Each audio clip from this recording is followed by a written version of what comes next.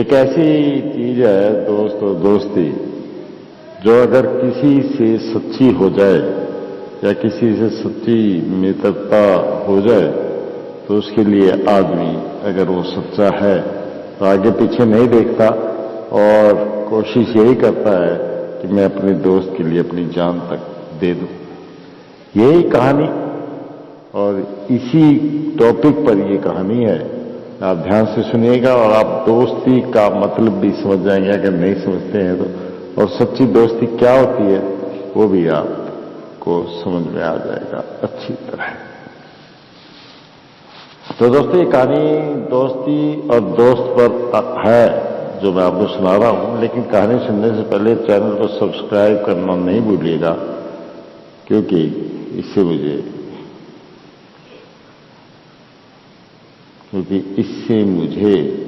एक उम्मीद कायम होती है मेरे दिल में कि मेरे भी कुछ दोस्त हैं जो मेरा साथ दे रहे हैं।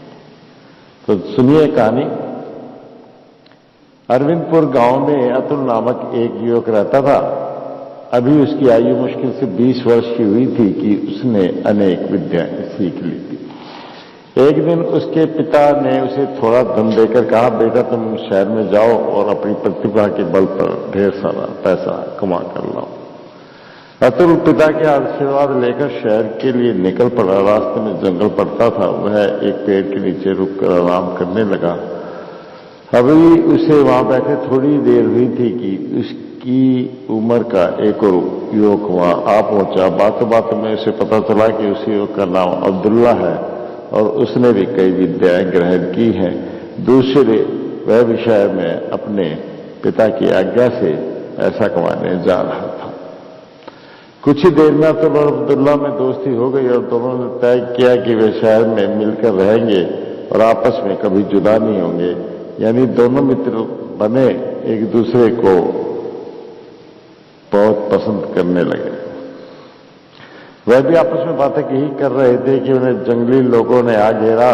उनके सरदार ने कहा, हम देवी पर नर बलि चढ़ाना चाहते हैं और उसके लिए हमें एक आदमी की खोज है। हमें बस एक ही आदमी चाहिए। अब तुम दोनों आपस में तय कर लो कि तुम में से कौन हमारे साथ आएगा, वरना हम तुम दोनों को अपने साथ ले चलेंगे।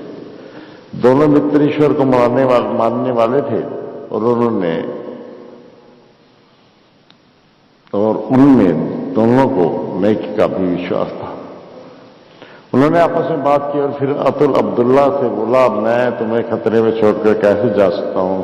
मेरा भगवान मुझे कभी क्षमा नहीं करेगा, इसलिए सारी जिम्मेदारी अपने भगवान पर छोड़कर मैं इनके साथ जाना चाहता हूं, ताकि हम दोनों ही इस खतरे को ना उठाएं। इस पर अब्दुल्ला तनक कर बोला, मैं खुद खर्च बनूंगा तो खुदा मुझे हरगिज माफ नहीं करेगा, इसलिए तुम शहर जाओ, मैं इनके साथ जाऊंगा। इसी बात को लेकर दोनों मित्रों में आपस में बहुत बहस छिड़ गई और ऐसे ही काफी समय निकल गया। इससे उन जंगली लोगों का सरदार बड़ा उतावला हो उठा और कहने लगा, अब तुम कब तक इंतजार करवाते रहोगे? हमें देर हो रही है। तुम लोगों के साथ मैं चलूंगा, इसलिए इसे समझाओ। अब्दुल्ला ने कहा, नहीं, तुम लोगों के साथ मैं चलूंगा, समझना है तो इसे समझाओ। ये देख, उन जंगली लोगों का सरदार हैरत में पड़ गया। उसने कहा, तुम्हारे जैसे लोग तो विरले ही होंगे, हमारे पास इस समस्या का हल है। अभी हम एक को बलि चढ़ा देते और 6 महीने के बाद पुण्यों की रात को दूसरे को भी बलि चढ़ा देते। ये कहते हुए इन दोनों युवकों को अपनी बस्ती में ले गए। वहां पहुंचते ही अब्दुल्ला ने कुछ सोचते हुए अतुल से पूछा, अगर एक आदमी दूसरे आदमी को देवी पर बलि चढ़ाता है तो क्या देवी इससे प्रसन्न होगी?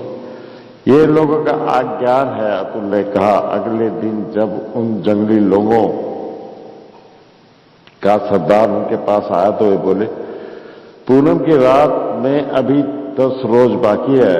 ऐसी बहुत सी बातें हैं जो तुम लोग नहीं जानते, हम तुम्हें वह सब सिखा सकते हैं।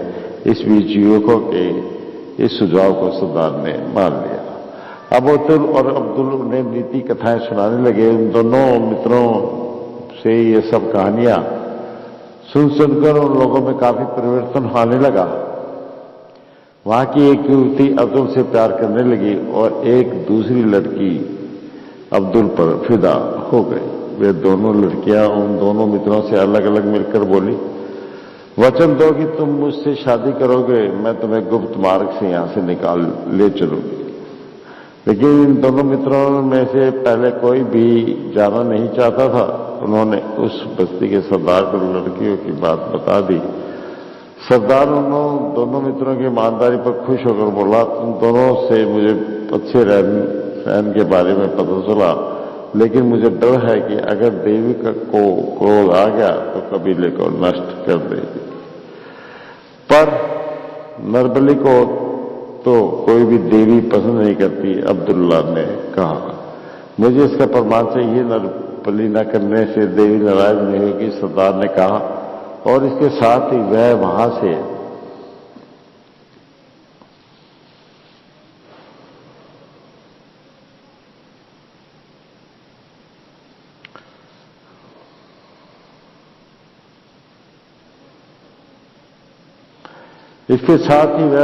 चला गया। अतुल और अब्दुल्ला काफी देर तक सोचते रहे। फिर उन्होंने एक युक्ति सूझी। अगले दिन जब उस कबीले का सरदार उनके पास आया तो अतुल ने कहा, पूनम की रात को तुम मुझे देवी पर बलि चढ़ाने के लिए ले चलो। मेरा यह मित्र तुम्हें एक तलवार देगा। अगर देवी को मेरी बलि स्वीकार हुई तो वह तलवार काम करेगी, वरना वह मुझे मारने में असमर्थ रहेगी। अतुल का यह सुझाव सरदार को अद्भुत लगा। उसने कहा, अगर यह तलवार सचमुच तुम्हारा वध न कर सकी तो मैं मान लूंगा कि देवी को नरबली पसंद नहीं है। इस बीच अब्दुल्ला ने सरदार से एक तलवार ली और उस पर इस कदर चुंबक रगड़ा कि तलवार में भी चुंबक का गुण आ गया। इसी प्रकार एक लोहे की तार को भी चुंबक से रगड़ रगड़ कर चुंबक में बदल दिया गया। फिर उस लोहे की तार को अतुल के गले में लपेटा गया और कई बार प्रयोग करके यह निश्चित कर लिया गया कि तलवार अतुल के गले के पास आते ही विकर्षण के कारण पीछे हट जाती है। पूनम की रात आई। अतुल बलि चढ़ने के लिए तैयार हो गया। सब कुछ वैसे ही हुआ जैसा उनकी मित्रों ने सोचा था। कबीले का सरदार जैसे ही बलि वाली तलवार को अतुल के गले के निकट लाता, विकर्षण के कारण वह तलवार पीछे हट जाती। इससे कबीले के सारे लोग अचंभे में पड़ गए। उन्हें विश्वास होने लगा कि देवी को नरबली मंजूर नहीं। 3 बार कोशिश की गई और तीनों बार ऐसे ही हुआ। आगे सरदार ने बलि की तलवार को फेंक दिया और अतुल को बलि की द्विवेदी से उतारकर उन दोनों मित्रों के पांव पर गिरते हुए उनसे बोला, तुम दोनों तो सचमुच महान हो। हमारी देवी के मन को हमसे ज्यादा तुम जानते हो। अब तो तुमने हम सबको इसका सबूत भी दे दिया है। हम नरबली छोड़ देंगे और सभ्य नागरिक बनकर जीना चाहेंगे। किंतु हमारे सामने एक समस्या है।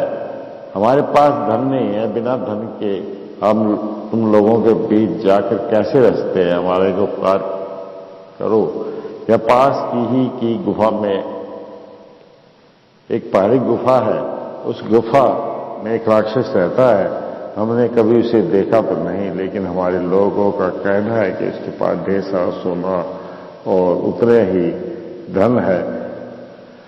उस गुफा में अगर कोई जाता भी है तो वह जिंदा नहीं लौटता। हमें अविश्वास हो गया कि तुम दोनों जहां जा सकते हो, इसलिए तुम वहां जाओ और वहां से धन दौलत लाकर हमारी मदद करो। उन दोनों मित्रों ने सरदार को वचन दिया कि वे उनके कबीले के लिए धन दौलत लेकर ही लौटेंगे। लेकिन उस गुफा में एक ही भीतर जाना चाहता था ताकि दूसरा बाहर रहकर गुफा के भीतर जाने वाले मित्र की रक्षा कर सके।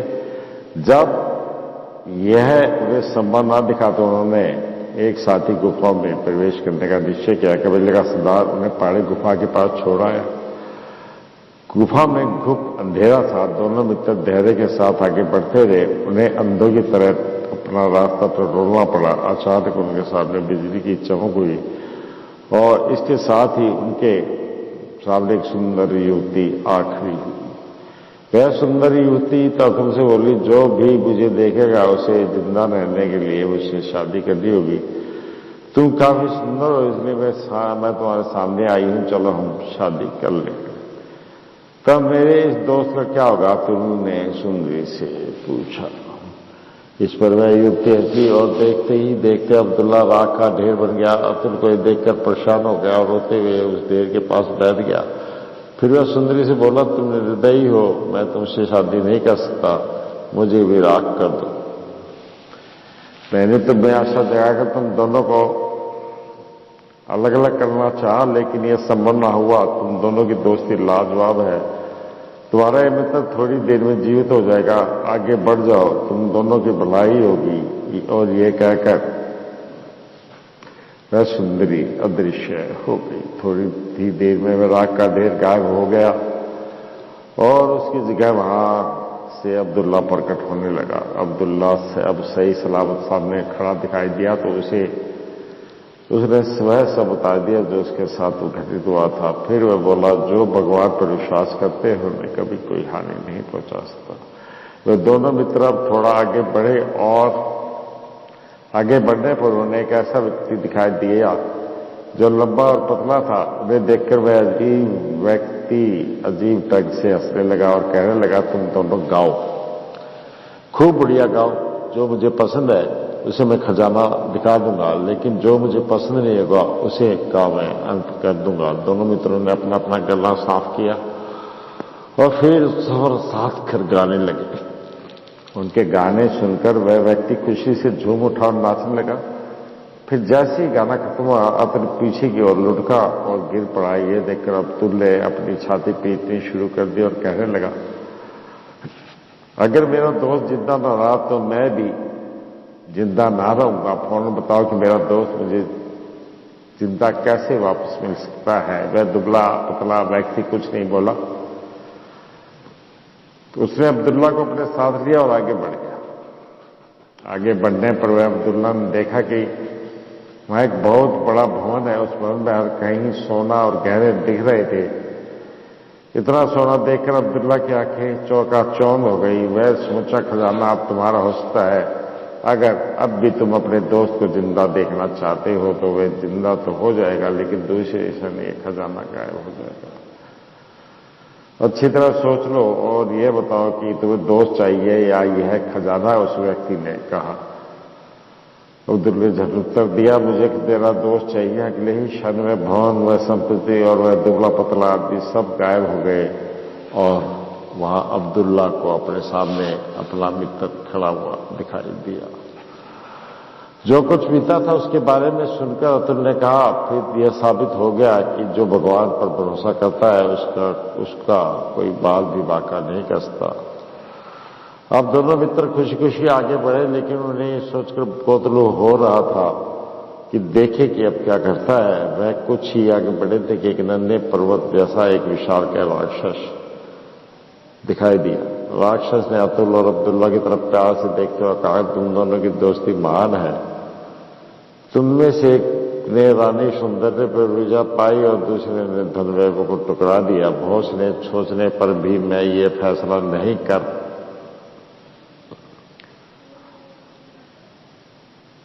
पा रहा हूं कि तुम दोनों में महान कौन है। ये फैसला अब तुम दोनों ही करो और मुझे बताओ कि मैं किसे महान मानूं। पर तुम कौन हो और ये जानकर कि हाथ हम में से कौन महान है, तुम्हें इससे क्या लाभ होगा? अतुल ने धैर्य के साथ पूछा। मुझे पर्वत राक्षस कहते हैं, इस गुफा का मैं ही मालिक हूं। जब यह निश्चित हो जाएगा कि तुम दोनों में से कौन महान है तो मैं उसका विवाह यहाँ की सर्वाधिक सुंदरी से कर दूंगा और यहाँ का सारा धन उसे दहेज के रूप में दे दूंगा। पर दूसरे को मैं जिंदा जलाकर खा दूंगा और फिर पताल में चला जाऊंगा। राक्षस ने कहा। दोनों मित्र एक तरफ हट गए और आपस में बातचीत करने लगे। आखिर उन्हें समझ में आ गया कि साम दान से तो उन पर काबू नहीं पा सकता। अब ये राक्षस उनमें भेदभाव पैदा करके उनकी मित्रता परखना चाहता है, लेकिन अब तो उसे मुंह की खानी पड़ेगी। उन्होंने निश्चय किया, फिर उन्होंने एकाएक कहा, इस दुनिया में सब बराबर हैं, कोई नहीं, ना बड़ा है ना छोटा है, कोई महान भी नहीं है, महान तो केवल भगवान है। भगवान से आज्ञा लेकर अपनी गुफा सुंदरी का विवाह यहाँ के कबीले के सरदार से कर दो और अपनी संपत्ति उसे दे दो। हम दोनों को शहर जाना है, इसलिए हमें शहर के रास्ते पर पहुंचा दो। दोनों मित्रों का यह कहना था कि उनकी आंखें चौंधी आ गई। उन्हें पता तक न चला कि उनके साथ क्या बीता है। उनकी जब आंखें खुली तो उन्होंने देखा कि वे शहर के एक छोर पर खड़े हैं। उन्होंने अब मन प्रार्थना की कि अब कोई बाधा उनके मार्ग में न आए। वे दोनों मित्र कुछ और आगे बढ़ गए। अब उन्हें रास्ते में एक तरफ एक मंदिर दिखाई दिया और दूसरी तरफ एक मस्जिद। दोनों खुश थे। उन्हें अपने अपने ईश्वर की वंदना करने का अवसर मिल गया था। अब्दुल्ला मंदिर की ओर चला गया और अब्दुल्ला मस्जिद की ओर। लेकिन कुछ ही कदम आगे बढ़ने पर उनके मन में एक सदविचार आया और वे पीछे हटते बोले, अरे हम तो एक दूसरे से अलग हो रहे हैं। ईश्वर ने दोनों की चिंता को समझा और उन्हें आशीर्वाद दिया, तुम मेरे नाम पर भविष्य में कभी अलग नहीं होंगे। तो दोस्तों, ये कहानी दो मित्रों की थी और उनकी मित्रता की थी जो मैंने आपको सुनाई। और मित्रता इतनी गहरी थी कि एक दूसरे की जान बचाने के लिए दोनों हमेशा आतुर रहते थे और एक दूसरे से के लिए वे हमेशा साथ भी रहना चाहते थे। तो दोस्ती करो तो ऐसी करो, और ऐसा मित्र बनाना है तो ऐसा मित्र बनाओ जैसा इस कहानी में था। तो चलो दोस्तों, मिलूंगा मैं आपसे बहुत जल्द एक और कहानी के साथ, बहुत ही जल्द। लेकिन मेरा चैनल सब्सक्राइब करना ना भूलिएगा। धन्यवाद दोस्तों, मिलता हूं फिर जल्द ही आपके से एक और नई कहानी के साथ।